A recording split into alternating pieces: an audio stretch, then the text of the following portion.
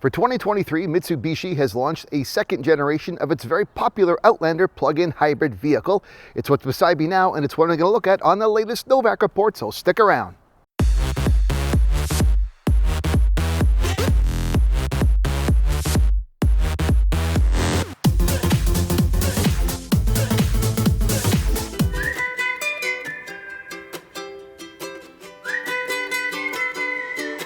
As with the gas-powered next-generation Outlander, there are significant exterior design changes to the new Outlander PHEV that give a more upscale presentation when compared to its predecessor.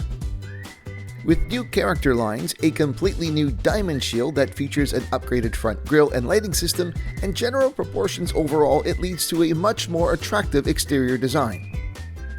Also on the exterior, there's very little to differentiate the PHEV from the gas model. The only real noticeable changes would be the addition of a charge port door on the back passenger side for left-handed drive models and distinctive Outlander PHEV badging. Depending upon which of the 7 trim levels available that you'll choose, wheels will range from 18 to 20 inches, with the 20-inch wheels being displayed here on my tester. The only other exterior upgrades available include roof rails and LED fog lights, which are both available starting at the SE trim and up. The new Outlander PHEV is available in 8 different colors, which you can see here. So the Outlander plug-in hybrid has been, still according to Mitsubishi, the world's best-selling plug-in hybrid because it's sold in a whole bunch of markets. In North America, it sort of lost its top billing to the Jeep Wrangler 4xe, but it's still a really good seller, and the second generation is trying to continue that way. So with the plug-in hybrid system, there are different ways you can utilize the battery and the motor. You've got your EV mode, which is typical, as with most plug-in hybrids. You can utilize only the battery until such time as it depletes, where it has to then rely upon the gas motor. You also have what's called series mode, and this is where it's interesting. With the series hybrid mode, the gas engine is actually just supplying additional power to the electric motor. It is not connected to the drive shaft directly. But there is parallel hybrid mode, which in that case, the gas engine will directly connect and provide additional power. That would be like in highway situations. Now, if all that's confusing, you don't want to select all these things, well, you just go into optimal mode, where the Outlander itself and the computers will figure out which is the best drive combination system to do. And I think that's what just about everyone will do, because it can get complicated, but when left to the computer to determine, it winds up being pretty efficient.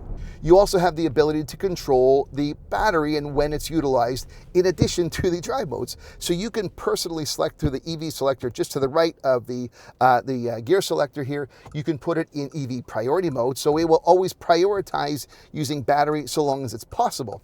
But you can also put it into what is known as battery save mode. So if you have a situation where you don't mind using the gas motor now, but you want to maybe be in EV mode only in a quiet neighborhood or something, you can save it for later. That's a popular feature, for example, with the Wrangler 4xe. They say when you want to go out into the off-roads, well, do it in stealth or whatever you like. You also have battery charge mode. Now with battery charge mode, the motor itself, while driving or even stationary, will charge up the battery. So it's kind of like a regen mode, although to make it even more complex, this has its own regen paddle shifters as well. It's not quite the same. But with that regen mode, you can actually power up the battery to get it back to a full charge. So there's different prioritizing, and you can do it on your own. It's all customizable. This really does work quite well. And it will keep you in EV mode if you left it to decide for itself up to 130 kilometers an hour, which is like 80 miles an hour. So you do have a lot of range. I've been on the highway here, and I've noticed at points where I wanted to accelerate, where, I thought, wow, it's definitely going to kick in because I want to hard accelerate, but it figured out in the series mode I could only, I just needed a little bit of supplementing, so it didn't turn on and connect right away. It's pretty complicated, but I think it works really well. Another feature that this has that is unique in terms of PHEVs is one-pedal driving. You have, just beside the EV select mode, right here in the center console, you have turn it on, you're in one-pedal driving. It's a pretty common feature we see in standard BEVs, not so common in PHEVs. In fact, it doesn't exist in other ones. I find one-pedal driving has its purposes on turning roads where you want to have greater control. It will not come to a full stop, and you do have to put greater pressure on the accelerator pedal. So, I mean, you can get foot fatigue, at least I find so. But at least it's there for you if you want. So what about range? How far could you go on battery only? Well, Mitsubishi tells you that the EV-only range for this second generation Outlander PHEV is 61 kilometers or about 39 miles. That is a big jump up from the previous gen, about 40%.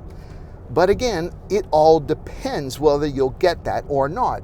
There's all kinds of factors involved, from time of year to the way you drive, your preferences of drive modes, all sorts of things like that. I'm doing this review in sort of mid to late April. It's beginning of spring, and actually just when I was before leaving to do this drive section here on camera, I pulled out of my driveway and I had 73 kilometers of estimated EV-only range. And again, that's estimated because keep in mind, it will always fluctuate and change the adjustment based upon the vehicle understanding your recent drive patterns and habits. So use it as a baseline. The other thing that's hard to figure out is its overall efficiency. Plug-in hybrids are very difficult to tell you, well, here's its overall efficiency rating. Yes, there are ways you can do it, the LE and MPGE and all sorts of things which get complicated. But the reason why it's really hard to say how it will work for you is not only do we have all the variables in terms of fuel economy or range with drive styles, conditions, lead foot, heavy foot, light foot, but you also have the fact that you have discretionary options as to whether you want to keep the battery fully charged or not. So if you're someone who doesn't want to always charge it up when it runs out, then you may be more reliant upon, say, the parallel mode or the series hybrid mode. That's going to lessen your efficiency. If you're someone that only has short haul, say to work, and you can charge up all the time, well, that's going to improve your overall fuel efficiency as well. It's completely discretionary and variable depending upon how you use it. In my week, I've gotten it down to, well, right now I'm at about 3.3 liters per 100 kilometers. I'll have to post what the MPG equivalent is. And I still have another long highway drive to return this tomorrow, about 65 kilometers. So we'll see. I'll post my final results. And that was the case in my situation. I've tried to keep the battery charged as much as possible. I've only been a few times on highway drives where I've run out. So, I'm optimizing it, but that may be different for you. Of all the PHEVs, this is probably one of the more efficient given the way you can use it, but still, I can't tell you how efficient it's going to be unless I'm sitting beside you and watching how you drive. And I don't want to do that. But there is a battery and it needs to be charged up. It's a 20 kilowatt hour battery. And what's interesting, and again, unique, no other PHEV has this, is this Outlander has DC fast charging capabilities. What's even more unique is its CHAdeMO. It is a CHAdeMO charger, which is okay now, but at some point, if you're going to be owning this for many years, it's going to become a bit of a problem because CHAdeMO, in terms of DC fast charging, is really becoming the outlier. We're seeing pretty much a world where we're going to either Tesla or CCS. With CHAdeMO, there aren't many vehicles anymore that use CHAdeMO at all. This is probably the only new one that I've seen that still uses that application. That all said, if you're using a CHAdeMO charger, you'll get up to 80% in 38 minutes. So if you have that chance, maybe you're stopping somewhere for lunch and you want to top it up to get that extra, 50, 60, 70 kilometers of EV-only range, go ahead. I don't think people will be doing that all the time. I'm not going to drive 60 kilometers and then stop for 30 minutes and then drive again, but it's there for you. The more traditional way of charging it up, of course, is using, say, a 110 level 1 or a level 2 240 volt charger. And at 15 amps, this will charge up in about 6.5 hours.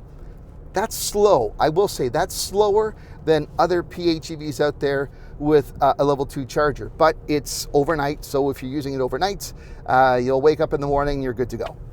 And I guess another option that you have as you're watching this video of mine is to subscribe to my channel. If you're not subscribed already, I'd love it if you did so. And if you are subscribed, just make sure you've rung the bell so that you always get notified every time I upload a new video.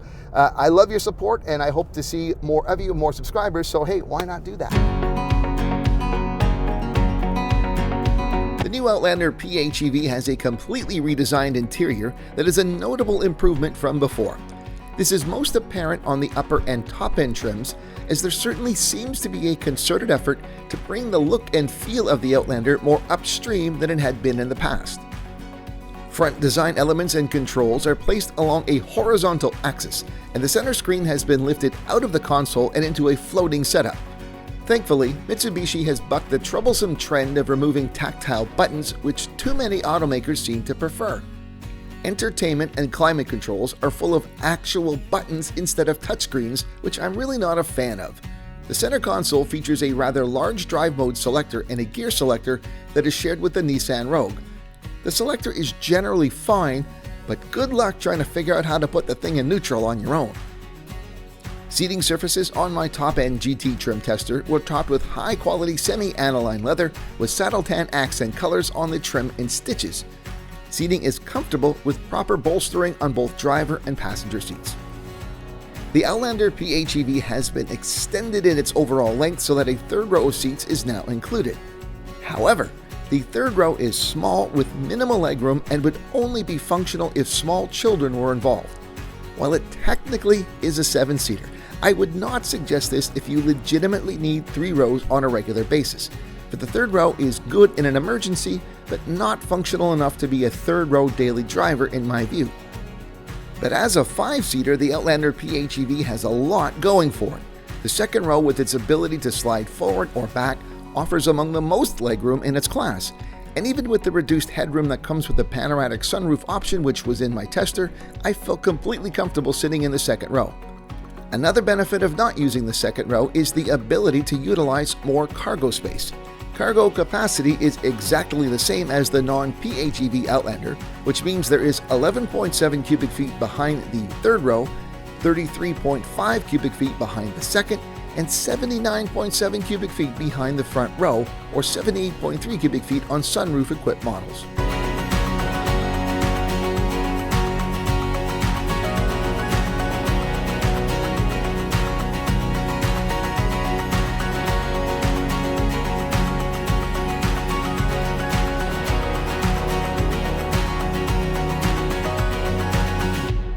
In terms of my overall opinion and viewpoint on this Outlander PHEV, it really is, among the plug-in hybrid vehicles out there, probably one of the best ones. I think that's going to have the greatest, widest swath of appeal.